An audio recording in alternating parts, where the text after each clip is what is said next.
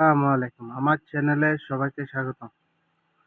যেরকম একটি স্বাধীন দেশে আমেরিকায় নগ্ন হস্তক্ষেপ করেছে, ভেনেজুয়েলার প্রেসিডেন্টকে গ্রেপ্তার করেছে, আমি এর তীব্র নিন্দা ও প্রতিবাদ জানাই।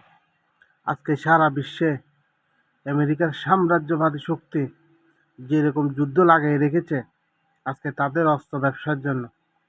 আজকে একটি স্বাধীন দেশে কিভাবে একজন প্রেসিডেন্টকে, জনগণের ভোটে নির্বাচিত প্রেসিডেন্টকে কিভাবে সন্ত্রাসী কার্যকলাপের মাধ্যমে তাকে গ্রেপ্তার করা হয়েছে, এটা হচ্ছে আমেরিকার একটা ভণ্ডামি ছাড়া আর কিছু না। তারা সারা বিশ্বে মানবাধিকার বলে উড়ায়, কিন্তু তারা একটি স্বাধীন দেশে কিভাবে এরকম হামলা চালাতে পারে, এটা একটি নগ্ন হস্তক্ষেপ। আজকে সারা বিশ্বে দেখতেছেন না, যুদ্ধের দামামা বেজে উঠেছে। সব আমেরিকার অস্ত্র ব্যবসায়ী, বিলিয়ন বিলিয়ন ডলার অস্ত্র ব্যবসায়ী। আমি এর তীব্র নিন্দা ও প্রতিবাদ জানাই। অবিলম্বে তাকে তার দেশে যেন ফেরত পাঠানো হয়, এটাই আবেদন জানায়। ভুয়া মামলায় এরকম একজন সন্ত্রাসী কার্যকলাপের মাধ্যমে আমেরিকা আবারও প্রমাণ করেছে তারা বিশ্বের জাহিনবাদীর সাথে। আজকে যেরকম পরিস্থিতি দাঁড়িয়েছে, আমি বিশ্ববাসীর কাছে আবেদন, আপনারা গর্জে উঠুন। আজকে বিশ্বেতে শান্তির যে সুবাতাস, আমরা 26 সালে হিসেব করছি বিশ্বের শান্তিতে সুবাতাস বইবে, কিন্তু আমেরিকার এই আধিপত্যবাদের কারণে আজকে সারা বিশ্বে যেরকম অরাজক চলতেছে, এর দায়ভার সব আমেরিকা।